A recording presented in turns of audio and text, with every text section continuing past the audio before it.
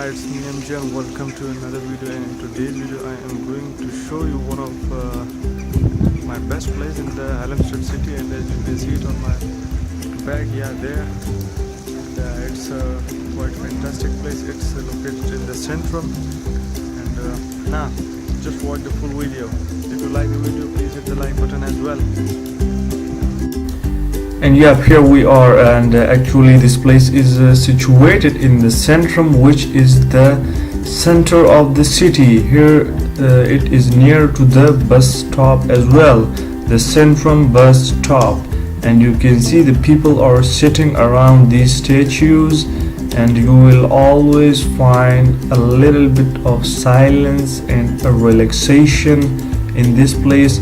Even when I am also getting bored, I usually come to this place and I find a relaxation here. It's quite amazing. So you should also come and visit this place. It's not that much far away. It's in between the Malmo and the Gothenburg, and it is situated in the Halmstad or Halmstad city of Sweden.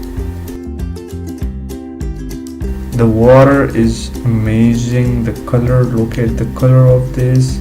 It's a little bit like a greenish in color. And here, have a look from the other side as well.